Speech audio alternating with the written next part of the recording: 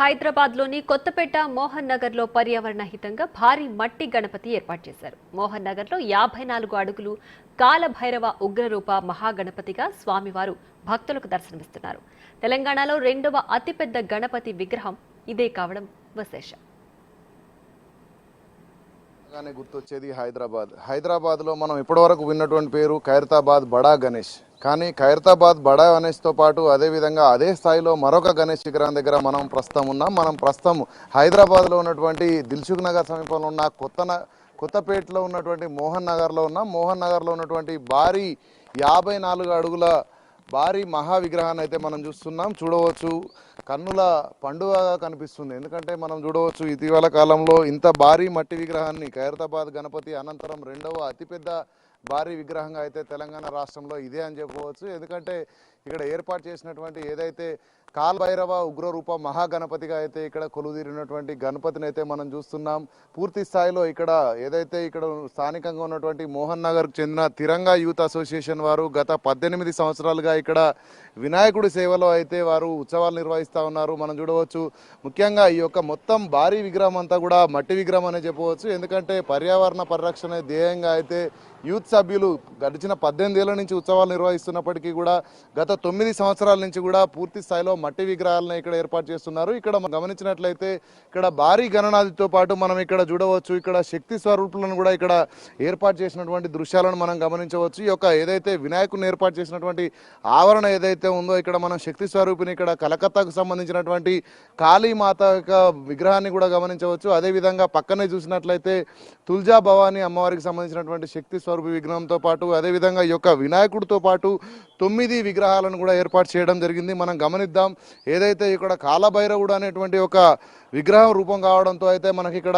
చూడవచ్చు, వినాయకుడు ఎదుటనే ఇక్కడ శునకాన్ని కూడా ఏర్పాటు చేయడం జరిగింది. అంతేకాకుండా పక్కన మనం గమనించినట్లయితే మూషిక వాహనుడిగా అయితే వినాయకుడికి పేరున్న నేపథ్యంలో పక్కనే మూషికాన్ని కూడా ఏర్పాటు చేయడంతో పాటు మనం గమనించినట్లయితే శివపార్వతుల పుత్రుడైనటువంటి గణనాథుని ఇక్కడ చూపే విధంగా మనకి ఇక్కడ శివుడిని మహాశివుడి యొక్క లింగాన్ని కూడా ఏర్పాటు చేయడం జరిగింది. అంతేకాకుండా పక్కనే నంది రూపంలో ఉన్నటువంటి గోమాతను కూడా ఇక్కడ వీళ్ళ ఒక అలంకరణలో అయితే ఏర్పాటు చేయడం జరిగింది. 54 అడుగుల భారీ మట్టి విగ్రహం ఏదైతే ఉందో ఈ యొక్క విగ్రహాన్ని ఇక్కడ స్థానికంగా హైదరాబాద్కు చెందినటువంటి ప్రముఖ శిల్పి మట్టి మనిషి అయినటువంటి అంబర్పేటకు చెందినటువంటి నగేష్ అయితే దీన్ని రూపొందించడం జరిగింది. మనతో ప్రస్తుతం నగేష్ ఉన్నారు, మాట్లాడేటువంటి ప్రయత్నం చేద్దాం. సార్ చెప్పండి, మీరు మట్టి మనిషిగా మీకు పేరుంది, అంటే మట్టి గణపతులను క్రియేట్ చేస్తూ సమాజంలో పర్యావరణ పరిరక్షణలో మీ యొక్క సేవలు ఉన్నాయి కదా, దీన్ని ఏ విధంగా రూపొందించడం జరిగింది? మనం గత 30 సంవత్సరాలు చేస్తున్నాము. ఈ స్టార్టింగ్లో 10 ఏళ్ళు మాత్రం ఎవరిని మొగ్గు చూపాలి. ఇప్పుడు 20 ఇయర్స్ నుంచి మొత్తం టోటల్ మొగ్గు చూపిస్తారు.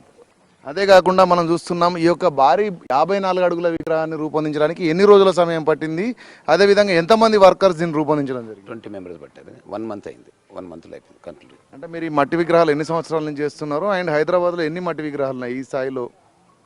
మనం అప్పుడు స్టార్టింగ్లో ఎవరు లేకుంటే 4 మెంబర్స్ 2 మెంబర్స్ ఉంటే ఇప్పుడైతే చాలా మంది చేస్తున్నారు. అట్లేం లేదు, కానీ ఒక 5,000 నుంచి 10,000 వరకు అవుతుంది మట్టి విగ్రహాలు మొత్తం టోటల్ అంతే.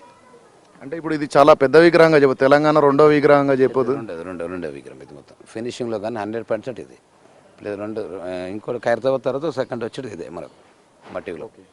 అంటే ఇంతకంటే మించినటువంటి విగ్రహాలు చేస్తారా ఎక్కడైనా? దీనికంటే మించిన విగ్రహాలు ఎక్కడైనా ఉన్నాయా దేశం మొత్తంలో? గాజువాకలు చేశాను. నెక్స్ట్ 20 సంవత్సరంలో గాజువాకలు చేశాను. 117 చేశాను. ఈసారి 80 చిల్లర చేశాను. ఈసారి 85 చేశాను ఈసారి ఇయర్లో. సో మొత్తంగా ఇది పరిస్థితి. చూసినట్లయితే ఇది ఒక భారీ వినాయకుడిని అయితే ఇక్కడ రూపొందించడానికి ఇక్కడ మట్టి మనిషి అయితే ఎవరైతే మనం చెప్తున్నాం నగేష్, ఇక్కడ సుమారు నెల రోజుల పాటు 20 మంది వర్కర్లు కూడా ఇక్కడ పూర్తి స్థాయిలో డే అండ్ నైట్ పనిచేసి అయితే ఈ యొక్క భారీ గణనాథుని మనం కనుక గమనించినట్లయితే కాలభైరవ ఉగ్రరూప మహాగణపతిగా అయితే ఇక్కడ దర్శనమిస్తున్నటువంటి దృశ్యాలను అయితే మనం బిగ్ టీవీ స్క్రీన్ పై చూస్తున్నాం. ఎందుకంటే పూర్తి స్థాయిలో పర్యావరణానికి సంబంధించి పరిరక్షణ లక్ష్యంగా అయితే దీన్ని ఇక్కడ మోహన్ నగర్కు చెందినటువంటి తిరంగా యూత్ సభ్యులు అయితే ఇక్కడ దీన్ని ఏర్పాటు చేయడం జరిగింది.